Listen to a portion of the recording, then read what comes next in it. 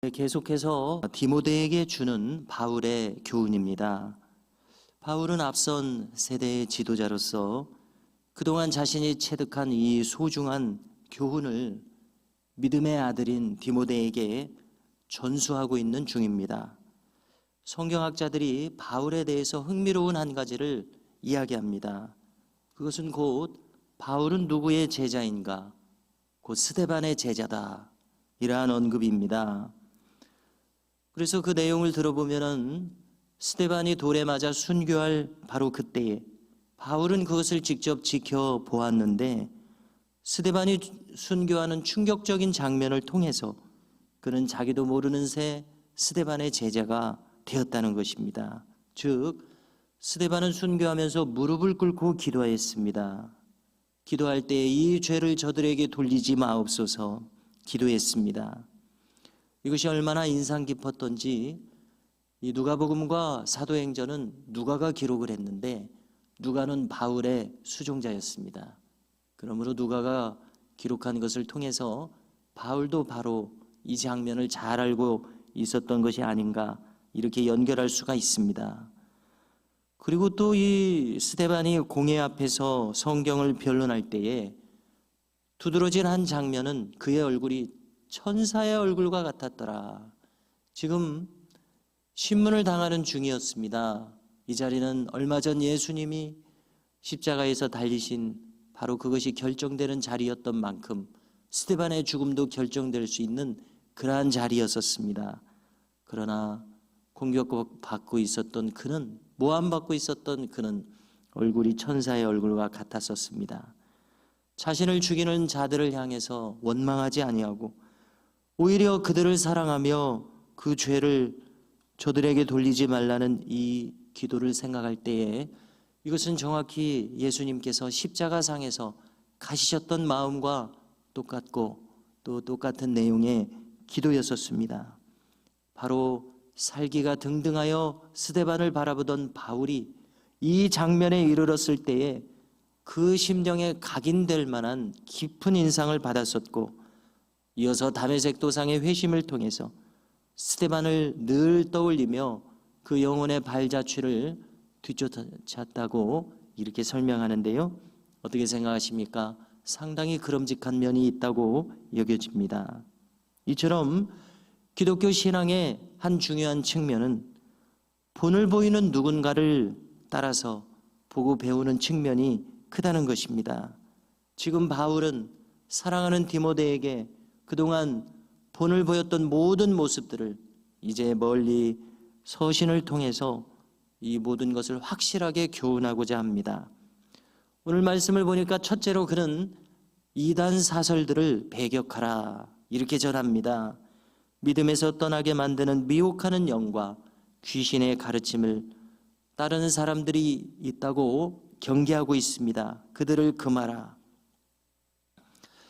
귀신의 가르침이라는 말이 상당히 자극적으로 들리는데요. 여기서 귀신으로 번역된 헬라어는 다이모니안입니다.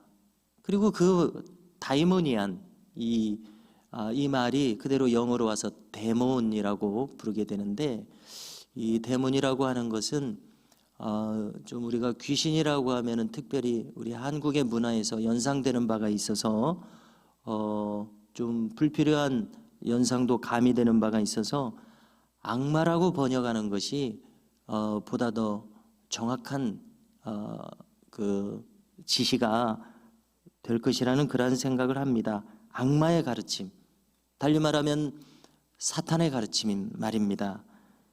곧 마귀적인 가르침을 가리키는데 정리하면 하나님을 대적하는 모든 가르침을 말합니다. 자, 어제 아주 인상 깊은 국제 정세 중에 하나가 트럼프가 미국 대통령으로 당선이 되지 않았습니까? 자, 이제 다른 것은 다 차치하고 우리는 신앙적인 의미를 부여할 수가 있겠는데요. 트럼프는 모든 면에 있어서 미국 기독교의 입장을 대변하는 인물입니다. 그 자신도 장로교인이고요. 다시 말해서 미국 사회에서 첨예한 이 동성애와 낙태 문제에 있어서 기독교적인 입장에 굳게 서 있는 인물이 트럼프라는 점에서 성경적 견지에서 볼 때는 바로 성경의 가르침을 따르지 않는 모든 입장은 우리가 정리하면 악마적 가르침이라고 할 수가 있겠는데, 이처럼 기독교 정신을 따르는 이러한 미국의 흐름에 있어서 아주 중요한 역사적인 지점에서 그가 미국 대통령이 된 것은 참 의미 있다고 할 수 있을 것 같습니다. 그래서 성경적으로 이렇게 분별을 해보는데요, 2절에서 바울은 악마적 가르침을 따르는 자들에 대해서 달리 설명합니다. 그들은 양심의 와인 맞은 자들이다, 이 한마디로 말합니다. 그래서 문제는 그들은 양심의 와인을 맞았기에 얼마든지 외식하는 자들로 나타난다는 것입니다. 외식한다는 것은 무슨 뜻입니까? 자신을 그럴듯하게 포장하는 것 아닙니까?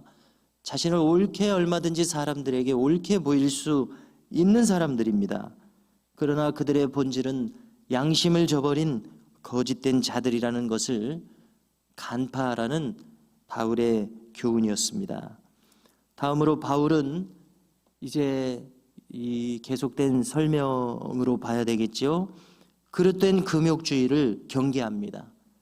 그래서 어떤 사람들의 입장은 이제 혼인도 하지 말라, 이런 음식은 먹지 말라, 이렇게 교훈하는데 이것은 정상적인 가르침이 아니라는 것입니다.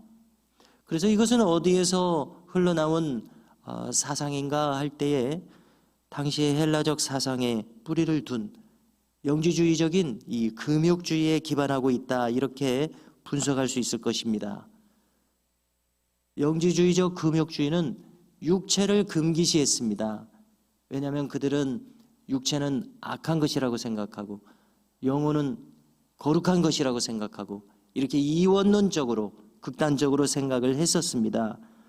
그래서 그들은 헬라 사상에 따라서 육체를 영혼이 갇혀있는 감옥이다, 그래서 이 육체를 폄하했습니다. 그러므로 금욕으로서 육체를 죽여야 한다, 이러한 식이었습니다. 그러나 바울은 분명히 말합니다. 하나님이 주신 모든 것은 선하다, 감사함으로 받으면 버릴 것이 없다. 그래서 우리는 이 짧은 내용을 통해서 금욕주의는 기독교 정신이 아니라는 것을 참 분명히 할 수 있어야 되겠습니다. 금욕주의는 바른 경건이 아니라는 이 점을 우리가 확실히 아는 것이 필요합니다. 자, 6절을 보면은 이상의 이 교훈, 이 가르침의 흐름이 있죠. 그릇된 가르침들 말입니다. 이것으로 형제를 깨우치라. 그러면 그 형제가 그리스도의 좋은 일꾼이 될 것이다. 믿음의 말씀을 받는 사람이 될 것이다. 그리고 그 말씀으로 양육을 받는 일꾼으로 성장할 것이다, 이렇게 말합니다. 7절 역시 같은 맥락으로 보여집니다. 망령되고 허탄한 신화를 버리라. 디모데 너 자신부터 버리라. 자, 이것은 헬라적 신화를 가리키는 것으로 생각됩니다. 우리가 흔히 이제 교육을 받으면서 접하였던 그리스 로마 신화 말입니다. 자, 그리스 로마 신화를 보면은 거기 신들의 신화들이 나오는데 가만히 보면은 인간하고 똑같습니다. 불완전합니다. 죄된 본성이 여과 없이 나타납니다.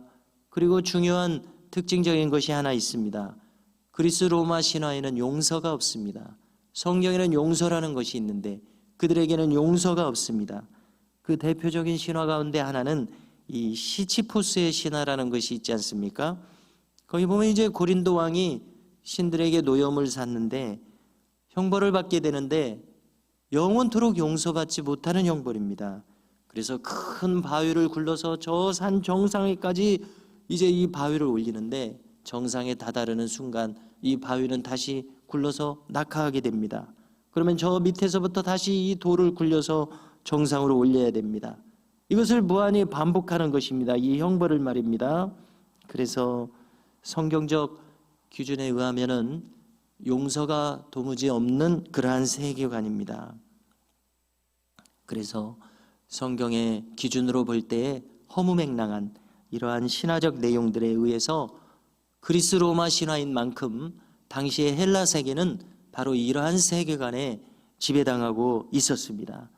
디모데도 바로 이 오늘날 튀르키예 한복판 루스드라라는 성읍 출신이었기에 헬라 문화에서 성장한 인물이기에 이러한 세계관에 젖어 있을 가능성이 얼마든지 있죠.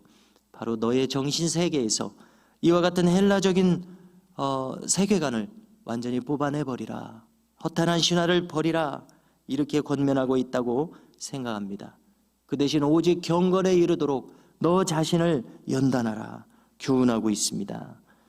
이어지는 8절은 유명한 요절입니다. 읽어드리면 육체의 연단은 약간의 유익이 있으나 경건은 범사에 유익하니 금생과 내생에 약속이 있느니라, 이렇게 말씀합니다. 당연히 신체의 운동은 건강에 도움이 됩니다. 그러나 경건은 범사에 유익이 있다고 하면서 경건한 삶이야말로 금생과 내생에 있어서 참으로 약속 있는 삶의 모습이라고 알려주고 있습니다. 그래서 오늘 말씀에서 쭉 이어지는 말씀들도 바로 이 경건의 연습에 힘쓰라, 이렇게 요약할 수 있을 것입니다. 바울은 힘주어 권면합니다. 너는 믿는 자들에게 본이 되라. 그리고 전심전력으로 이 경건에 힘쓰라. 이끄는 모든 성도들 앞에 점점 성숙하여지는 너의 모습을 보이라, 이렇게 권면하고 있습니다. 어찌 디모데에게만 이 권면이 필요하겠습니까? 역시 믿음으로 살아가는 우리 모두도 이 바울의 권면을 받고 기억하며 그대로 행하고자 힘쓰는 이 믿음의 삶이 있게 되기를 주의 이름으로 축복합니다.